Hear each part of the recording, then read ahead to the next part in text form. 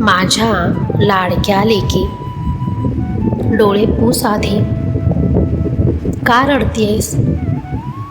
तुला असं वाटतंय का की सासरी गेल्यावर तू पोरकी झालीस? तुला असं वाटतंय का की ज्या माहेराने तुला तळहाताच्या फोडाप्रमाणे जपलं, तिथे आता तुझी जागा उरली नाही? आणि ज्या सासरी तू आलीस, तिथे तुला कोणी आपलं मानत नाही? लेकी, तू सासरी त्या घराची भाग्यलक्ष्मी म्हणून गेली आहेस. पण जेव्हा तू रात्रीच्या अंधारात उशीवर डोकं ठेवून हुंदके देतेस, जेव्हा तुला तुझ्या आईची किंवा बाबांची आठवण येते आणि तू फोनवरही मनातलं दुःख कोणाला सांगू शकत नाहीस, तेव्हा तुला माहीत आहे का, तुझा तो प्रत्येक हुंदका माझ्या काळजाला चिरून जातो. वेडे, तू स्वतःला सासरी एकटी समजू नकोस. तू जेव्हा देव्हाऱ्यासमोर दिवा लावतेस, तेव्हा त्या ज्योतीच्या रूपात मी तुझ्याकडेच बघत असतो. तू जेव्हा स्वयंपाकघरात सगळ्यांसाठी राबतेस, तेव्हा तुझ्या हाताला ताकद द्यायला मी तिथे उभा असतो.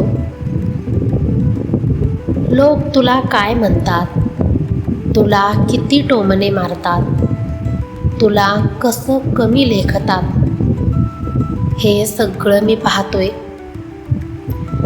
पण लक्षात ठेव, लोकांचे शब्द हे केवळ वारा आहेत. ते येतील आणि जातील, पण माझा शब्द अढळ आहे. मी तुला एकटा सोडूच शकत नाही, कारण तू माझ्या श्रद्धेचं फूल आहेस. ज्या झाडाला मी वाढवले, त्याला वाळू देणं हे स्वामींच्या स्वभावात नाही. लेकी, मी पाहतोय तुझी ती घुसमट. तू स्वतःच्या आवडीनिवडी मारून त्या घराला सावरण्याचा प्रयत्न करतेस. कधी तुला तुझ्या माहेरच्या सणांची आठवण येते, कधी तुला वाटतं की पुन्हा एकदा लहान होऊन बाबांच्या कुशीत शिरावं. पण आता तू मोठी झालीस. जबाबदारीच्या ओझ्याखाली तू तुझं बालपण कुठेतरी हरवून बसलीस. सासरच्या लोकांच्या स्वभावाशी जुळवून घेताना तुझा श्वास गुदमरतोय का? तुला असं वाटतंय की तू कितीही चांगली वागली तरी तिथल्या लोकांना तुझी किंमत कधीच कळणार नाही? शांत हो बाळा. आज साक्षात अक्कलकोटचा हा राजा तुला सांगतोय, तुझं हे कष्ट वाया जाणार नाही. तू जे प्रेम तिथे देतेस, ते प्रेम एक दिवस तुझ्याकडे 1000 पटीने परत येईल. सध्या तुझी परीक्षा सुरू आहे. तुला वाटतं की कुणीच तुझ्या बाजूने नाही. नवरा कामात व्यस्त आहे, सासू सासरे टोमणे मारतात. पण लेकी, ज्याचं कोणी नसतं त्याचा स्वामी असतो. तू त्या घराचा कणा आहेस. जर तूच अशी डगमगलीस तर ते घर कसं सावरणार? तुझे अश्रू कमकुवतपणाचे नाहीत, तर ते तुझ्या अंतर्मनात साचलेल्या वेदनांचे आहेत. पण आजपासून हे अश्रू थांबव, कारण तुझा हा स्वामी, तुझा बाप आता तुझ्या रक्षणासाठी तुझ्या घरात प्रवेश करत आहे. तुला वाटतंय ना की माहेरचे लोक विसरले? नाही गले की आई बापाचं काळीज तुझ्यासाठीच तुटते, पण तू काळजीत पडू नये म्हणून तेही त्यांचं दुःख लपवत आहेत. तू आता त्या घराची सून नाहीस, तर तू साक्षात लक्ष्मीचं रूप आहेस. जो तुला त्रास देतोय, जो तुझा छळ करतोय, त्याला वाटतंय की तू हतबल आहेस, पण त्याला हे माहीत नाही की तुझ्या पाठीशी साक्षात काळ उभा आहे. तू फक्त संयम ठेव. जेव्हा तुला वाटेल की आता सहनशक्ती संपली आहे, तेव्हा फक्त 1 मिनिट शांत बस आणि म्हण, स्वामी मला सांभाळा. तुला त्याच क्षणी जाणवेल की तुझ्या डोक्यावरून कुणीतरी मायेचा हात फिरवला आहे. तुला एक वेगळीच शक्ती मिळेल. तुझ्या आयुष्यातले हे कठीण दिवस आता संपण्याच्या वाटेवर आहेत.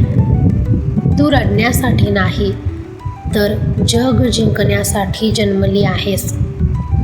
तुझ्या कपाळावरचं कुंकू आणि तुझ्या गळ्यात मंगळसूत्र हे तुझ्या सामर्थ्याचं प्रतीक आहे, तुझ्या हतबलतेचं नाही. तू जिथे जिथे आहेस तिथे मी आहे. तू सुखी राहावी हेच आता माझं ध्येय आहे. तुझे हे दिवस पालटतील आणि सासरीच तुझा राजवाडा होईल, हा माझा तुला शब्द आहे. सासरी जुळवून घेणं म्हणजे स्वतःचा बळी देणं नाही. तू तिथे सून म्हणून गेली आहेस, गुलामी करायला नाही. मी तुला ताकद देतोय, ती सहन करण्यासाठी नाही, तर संयमाने परिस्थिती बदलण्यासाठी. तुला वाटतं की कुणीच तुझ्या बाजूने बोलत नाही. तुझा नवराही कधी कधी गप्प राहतो, पण लेकी, जेव्हा माणूस गप्प राहतो तेव्हा साक्षात ईश्वर बोलायला लागतो. मी तुझ्या घराभोवती एक असं अदृश्य सुरक्षा कवच निर्माण केलं आहे की आता कोणाचेही शब्द तुझ्या काळजाला स्पर्श करू शकणार नाहीत. तू जेव्हा स्वयंपाकघरात अन्न बनवतेस तेव्हा मनातल्या मनात जप करत जा. तुझ्या हाताने बनवलेलं ते अन्न जेव्हा त्या घरातले लोक खातील, तेव्हा त्यांच्या मनातील नकारात्मकता, त्यांचा राग आणि मत्सर हळूहळू शांत होईल. हे अन्नाचं अमृत त्यांच्या कडू जिभेला गोड करेल. हा स्वामींचा तोडगा आहे बाळा. तू प्रेमाने जग जिंकणार आहेस, संघर्षाने नाही. तुझ्या शब्दात मी आता अशी धार देणार आहे की तू जे बोलेल ते सत्यात उतरेल आणि तुझा मान वाढेल. लेकी, ज्यांनी तुला विनाकारण रडवलंय, ज्यांनी तुझ्या निरागसपणाचा फायदा घेतलाय, त्या प्रत्येक क्षणाचा हिशोब मी मांडला आहे. तुला वाटतंय तू तिथे एकटी आहेस, पण त्या घराच्या उंबरठ्यावर मी स्वतः उभा आहे. जर कोणी मर्यादा ओलांडली तर त्यांचा अहंकार ठेचायला हा स्वामी समर्थ आहे. तू फक्त तुझं मन शुद्ध ठेव. तुला माहेरी जावंसं वाटतंय, तुला वाटते की सगळं सोडून निघून जावं, पण बाळा, तू तिथे अन्नपूर्णा बनून गेली आहेस. तू तिथली कुललक्ष्मी आहेस. जर लक्ष्मीनेच घर सोडलं तर त्या घराची राख रांगोळी होईल. मी तुला तिथलं चित्र बदलण्याचं वरदान देतोय. लवकरच तिथल्या लोकांच्या मनातील तुझ्याबद्दलचा आकस संपून जाईल. जे तुला आज बोलत आहेत तेच उद्या तुझ्या सल्ल्याशिवाय एकही पाऊल उचलणार नाहीत. तुझे पाय आता सासरी घट्ट रोवले जातील आणि तिथला मानसन्मान तुलाच मिळेल. तू फक्त माझ्यावर विश्वास ठेव आणि धीर धर. तुझ्या कपाळावरचं कुंकू ही तुझी कमजोरी नाही, तर साक्षात शक्तीचं रूप आहे. भिवू नकोस, मी तुझ्या पाठीशी आहे.